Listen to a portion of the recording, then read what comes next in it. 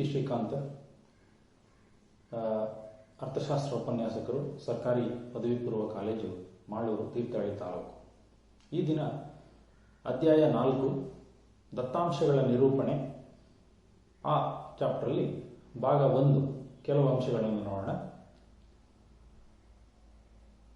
ಪೀಠಿಕೆ, ದತ್ತಾಂಶಗಳ ಪಠ್ಯ ನಿರೂಪಣೆ, ದತ್ತಾಂಶಗಳ ಕೋಷ್ಟಕ ನಿರೂಪಣೆ, ಕೋಷ್ಟಕ ರೂಪೀಕರಣ, ಕೋಷ್ಟಕದ ಭಾಗಗಳು ಇತ್ಯಾದಿ. ನೀವೀಗಾಗಲೇ ಹಿಂದಿನ ತರಗತಿಯಲ್ಲಿ ದತ್ತಾಂಶಗಳನ್ನು ಹೇಗೆ ಸಂಗ್ರಹಿಸೋದು ಮತ್ತೆ ಸಂಘಟಿಸೋದು ಅನ್ನೋದನ್ನು ಓದಿದ್ದೀರಿ. ಸಂಗ್ರಹಿಸಿದ ಮತ್ತು ಸಂಘಟಿಸಿದ ದತ್ತಾಂಶಗಳು ಬಹಳ ವಿಶಾಲವಾಗಿರೋದ್ರಿಂದ ಅವುಗಳನ್ನು ಸ್ಪಷ್ಟವಾಗಿ ನಿರೂಪಣೆ ಮಾಡಲಿಕ್ಕೆ ಸಾಧ್ಯವಾಗುವ ರೀತಿಯಲ್ಲಿ ಇಡಬೇಕಾಗುತ್ತೆ. ಹಾಗಾಗಿ ಈ ಅಧ್ಯಾಯದಲ್ಲಿ ನಾವು ಆ ದತ್ತಾಂಶಗಳನ್ನು ಗ್ರಹಿಸಲು ಸಾಧ್ಯವಾಗುವಂತೆ ಸಂಕ್ಷಿಪ್ತವಾಗಿ ನಿರೂಪಣೆ ಮಾಡೋದನ್ನ ನಾವಿಲ್ಲಿ ತಿಳಿತೀವಿ. We have already learned in previous chapters how data are collected and organized. As data are generally voluminous, they need to be put in a compact or presentable form. This chapter deals with presentation of data. ಸಾಮಾನ್ಯವಾಗಿ ದತ್ತಾಂಶ ನಿರೂಪಣೆಯಲ್ಲಿ 3 ವಿಧಾನಗಳಿದೆ. ಮೂಲ ಪಠ್ಯ ಅಥವಾ ವಿವರಣಾತ್ಮಕವಾಗಿ ನಿರೂಪಣೆ ಅಂತ ಹೇಳಿ ಒಂದು, ಕೋಷ್ಟಕ ರೂಪದಲ್ಲಿ ನಿರೂಪಣೆ, ರೇಖಾಕೃತಿಯ ನಿರೂಪಣೆ ಅನ್ನುವಂಥದ್ದು, textual or descriptive presentation, tabular presentation, diagrammatic presentation ಅಂತ ಹೇಳಿ 3. There are 3 forms of presentation of data. ದತ್ತಾಂಶಗಳ ಪಠ್ಯ ನಿರೂಪಣೆ, ಟೆಕ್ಸ್ಚುಯಲ್ ಪ್ರೆಸೆಂಟೇಷನ್ ಆಫ್ ಡಾಟಾ. ಏನು ಹಾಗಂದ್ರೆ, ಪಠ್ಯ ನಿರೂಪಣೆಯಲ್ಲಿ ದತ್ತಾಂಶಗಳನ್ನು ಪಠ್ಯದೊಳಗೆ ವರ್ಣಿಸಲಾಗುತ್ತೆ. ದತ್ತಾಂಶಗಳ ಪ್ರಮಾಣ ಬಹಳ ದೊಡ್ಡದಾಗಿದ್ದಾಗ ಈ ವಿಧಾನ ಬಹಳ ಉಪಯುಕ್ತ ಅಂತ ಹೇಳ್ತೇವೆ. In textual presentation, datas are described with in the text when the quantity of data is not too large.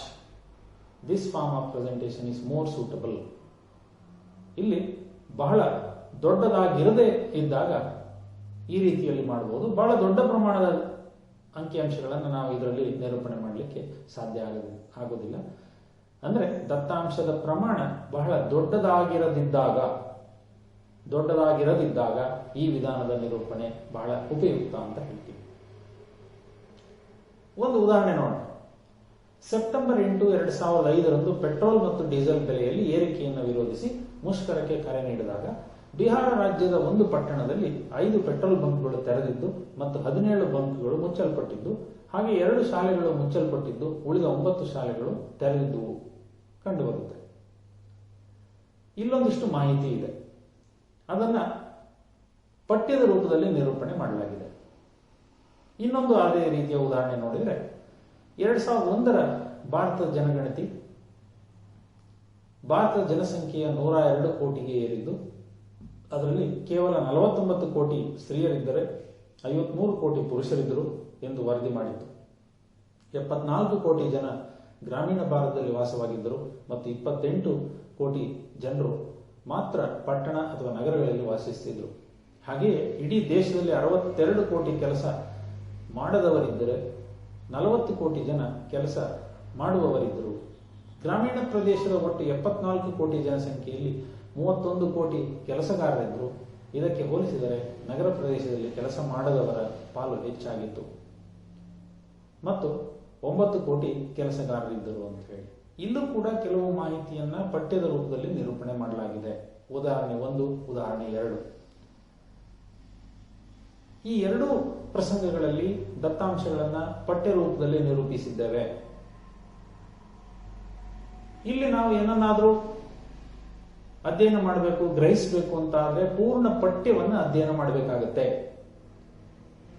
ಕೆಲವು ಅಂಶಗಳಿಗೆ ಒತ್ತು ನೀಡಲಿಕ್ಕೋಸ್ಕರ ನಾವು ಈ ರೀತಿಯ ಒಂದು ಮಾದರಿಯನ್ನ ಬಳಸಬಹುದು ಅಂತ ಹೇಳಿ. ಇಲ್ಲಿ ದತ್ತಾಂಶಗಳನ್ನ ಗ್ರಹಿಸಲು ನಿರೂಪಣೆಯ ಪೂರ್ಣ ಪಠ್ಯವನ್ನು ಅಧ್ಯಯನ ಮಾಡಬೇಕು ಅನ್ನೋದನ್ನ ನಾವು ಗಮನದಲ್ಲಿಟ್ಕೊಳ್ಬೇಕು. ದತ್ತಾಂಶಗಳ ಕೋಷ್ಟಕ ನಿರೂಪಣೆ.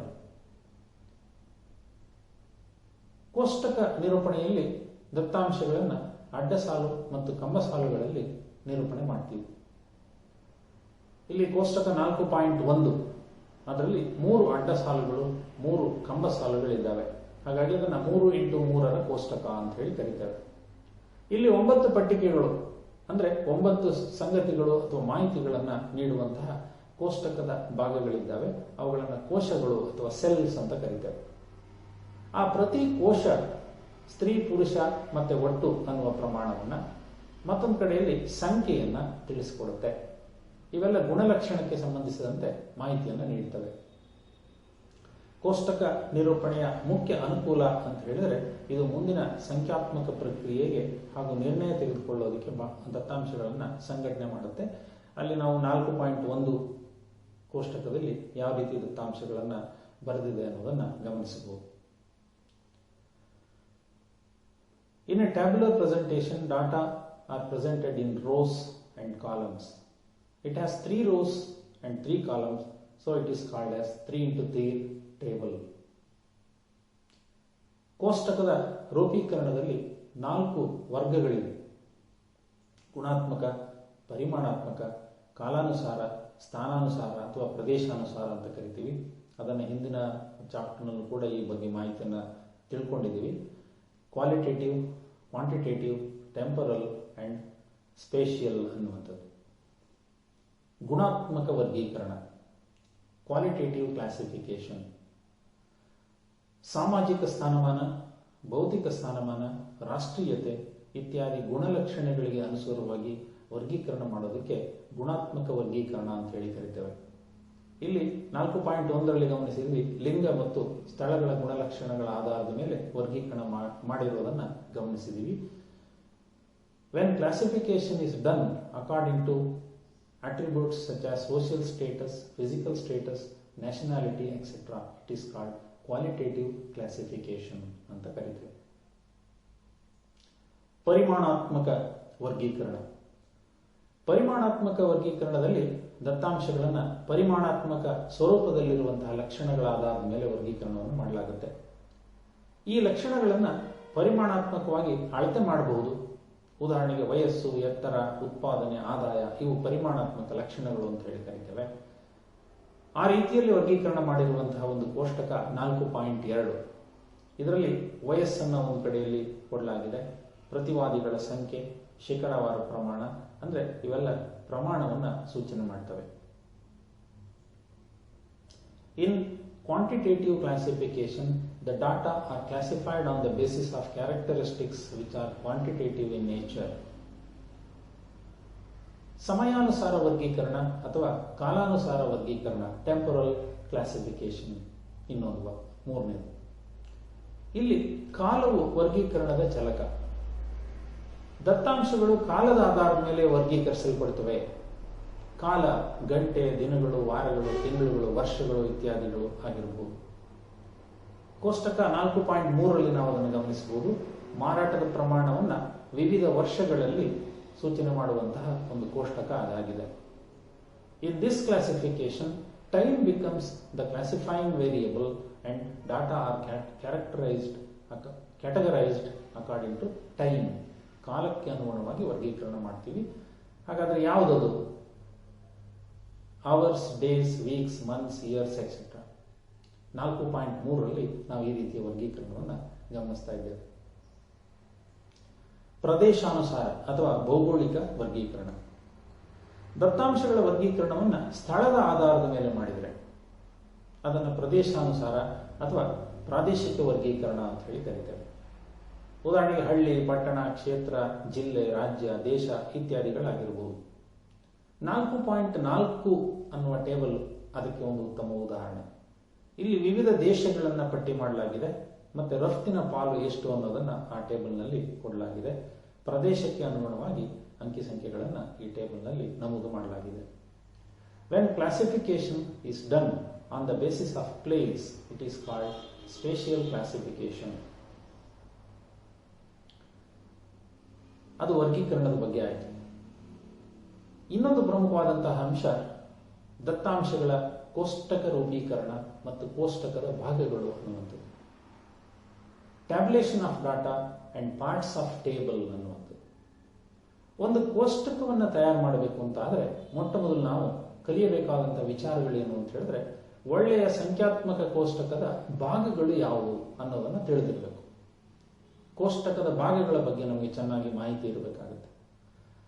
ಎಲ್ಲ ಭಾಗಗಳನ್ನು ವ್ಯವಸ್ಥಿತವಾಗಿ ಒಂದುಗೂಡಿಸಿದಾಗ ಕೋಷ್ಟಕ ರಚನೆ ಆಗುತ್ತೆ. ಇಲ್ಲಿ ಕೋಷ್ಟಕವೊಂದನ್ನು ಅರ್ಥೈಸಿಕೊಳ್ಳಲಿಕ್ಕೆ ಇರುವ ಒಂದು ಸರಳ ಮಾರ್ಗ ಅಂತ ಹೇಳಿದ್ರೆ, ದತ್ತಾಂಶಗಳನ್ನು ಅಡ್ಡ ಸಾಲು ಮತ್ತು ಕಂಬ ಸಾಲುಗಳಲ್ಲಿ ಕೆಲವು ವಿವರಣೆಗಳ ಮೂಲಕ ನಿರೂಪಿಸ್ತೀವಿ. ಕೋಷ್ಟಕ ರೂಪೀಕರಣವನ್ನು ಒಳಗೊಂಡಿರುವ ಗುಣಲಕ್ಷಣಗಳ ಸಂಖ್ಯೆಯನ್ನು ಉಪಯೋಗಿಸಿಕೊಂಡು ಏಕವಿಧ, ದ್ವಿವಿಧ ಅಥವಾ ತ್ರಿವಿಧಗಳಾಗಿ ಕೋಷ್ಟಕಗಳನ್ನು ವರ್ಗೀಕರಿಸಿಕೊಂಡು ಕೋಷ್ಟಕದ ರೂಪೀಕರಣವನ್ನು ಮಾಡಬಹುದು. ಏಕವಿಧ, ದ್ವಿವಿಧ ಮತ್ತು ತ್ರಿವಿಧಗಳಾಗಿ ಅಂತ ಅಂದ್ರೆ ಅಲ್ಲಿ ಯಾವ ರೂಪೀಕರಣವನ್ನು ಒಳಗೊಂಡಿರುವಂತಹ ಗುಣಲಕ್ಷಣಗಳ ಸಂಖ್ಯೆಯನ್ನು ಉಪಯೋಗಿಸಿಕೊಂಡು ನಾವು ಈ ರೀತಿ ವಿಭಾಗವನ್ನು ಮಾಡಿಕೊಳ್ಳಬಹುದು. Tabulation of data and parts of a table. A good table should essentially have the following characteristics. ಇದೊಂದು ಮಾದರಿ ಕೋಷ್ಟಕ ಅಂತ ಹೇಳ್ತೀವಿ. ಕೋಷ್ಟಕದ ಸಂಖ್ಯೆ ಇದೆ, ಶೀರ್ಷಿಕೆ ಇದೆ, ಘಟಕಗಳು ಅಂತ ಹೇಳಿ ವಿವಿಧ ಮಾನಗಳನ್ನು ಅಲ್ಲಿ ಕೊಡಲಾಗಿದೆ. ಅಡ್ಡ ಸಾಲುಗಳಿಗೆ ಕೆಲವು ಶಿರೋನಾಮೆಗಳಿದ್ದಾವೆ, ಶೀರ್ಷಿಕೆಗಳಿದ್ದಾವೆ. ಕಂಬ ಸಾಲುಗಳಿಗೆ ಶಿರೋನಾಮೆ ಇದೆ. ಮೂಲದ ಬಗ್ಗೆ ಮಾಹಿತಿ ಇದೆ, ಟಿಪ್ಪಣಿಯ ಬಗ್ಗೆ ಮಾಹಿತಿ ಇದೆ.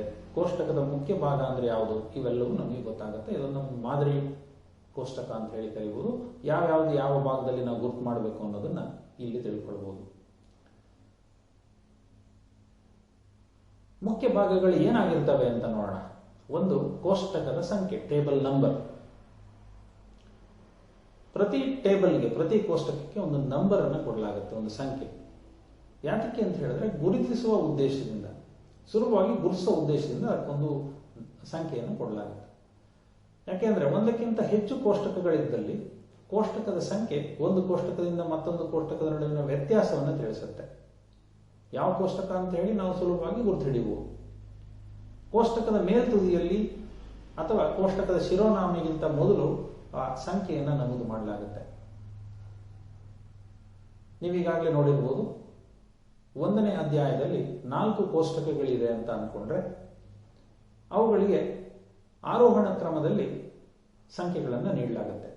1.1, 1.2, 1.3, 1.4 ಹೀಗೆ ಆರೋಹಣ ಕ್ರಮದಲ್ಲಿ ಅವುಗಳಿಗೆ ಸಂಖ್ಯೆಯನ್ನು ನೀಡಲಾಗುತ್ತೆ.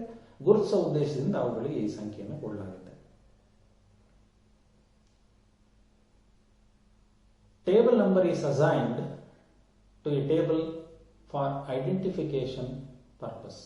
Identification purpose-ಗೋಸ್ಕರ ನಾವು ಅದಕ್ಕೆ ನಂಬರ್ ಅನ್ನು ಕೊಡ್ತೀವಿ. If more than one table is presented, it is the table number that distinguishes one table from another.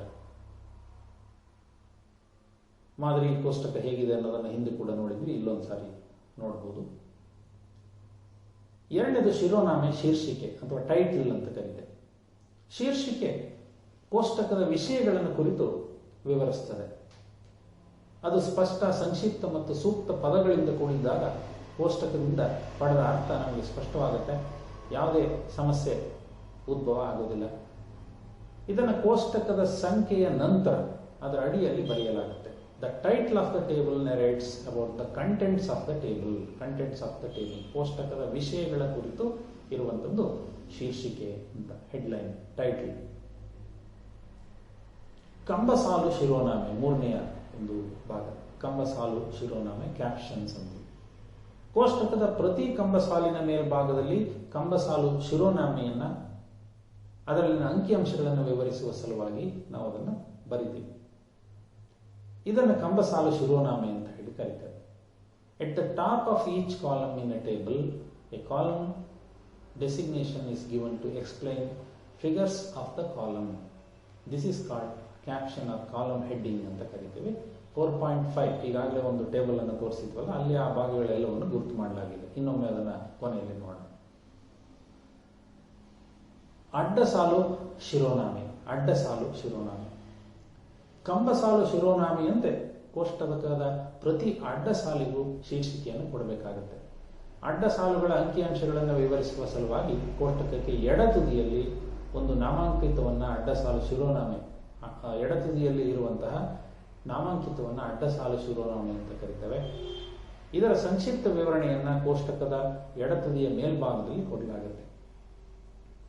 Like a caption or column heading, each row of the table has to be given a heading.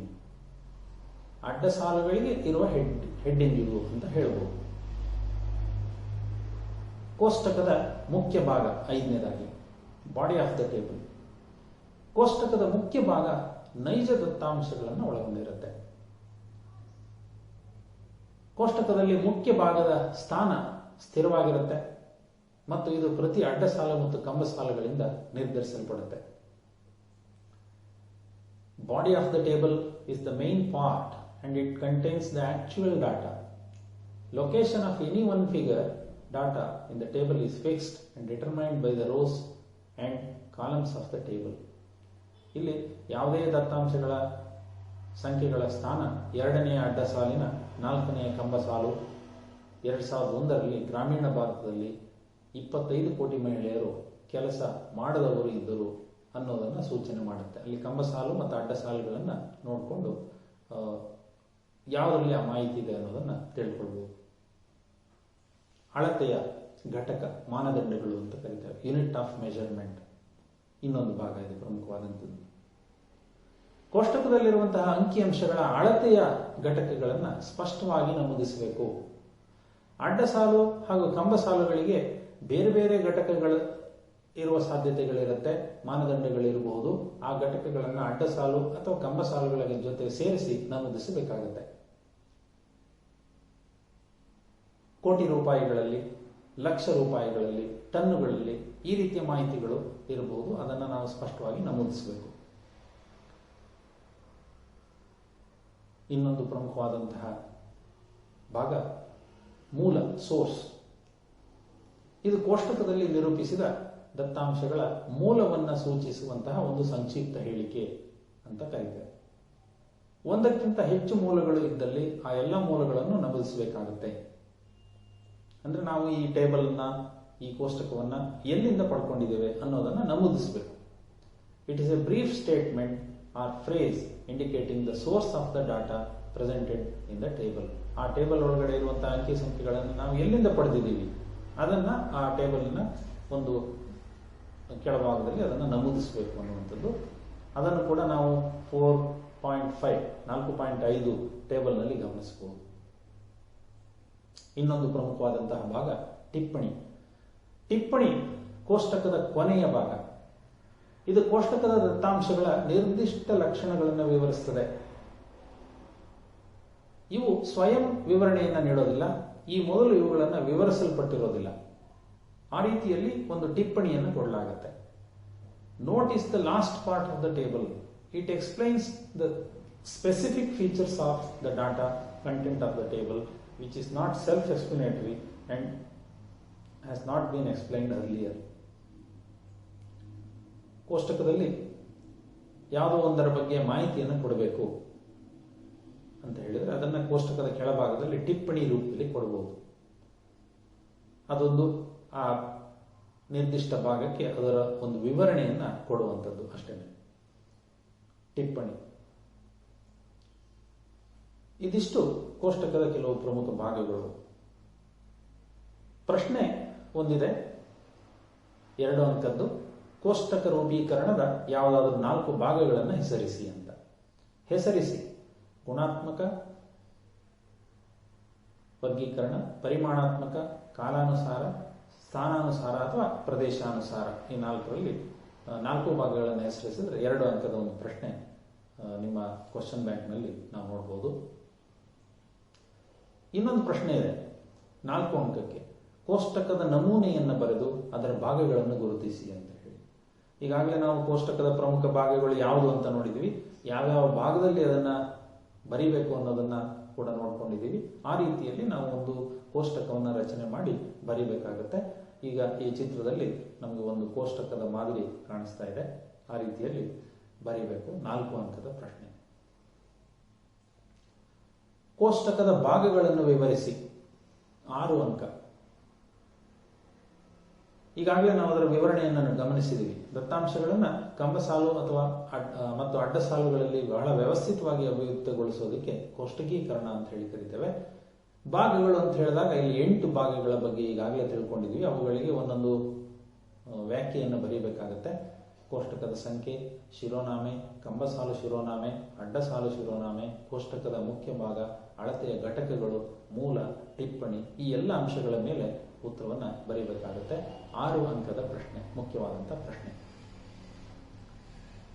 ಇದಿಷ್ಟು ಈ ಭಾಗದಲ್ಲಿ ನಾವು ತಿಳ್ಕೊಳ್ಳೋಣ. ಉಳಿದ ಭಾಗವನ್ನು ಮುಂದಿನ ಒಂದು ವಿಡಿಯೋದಲ್ಲಿ ತಿಳ್ಕೊಳ್ಳುವಂಥ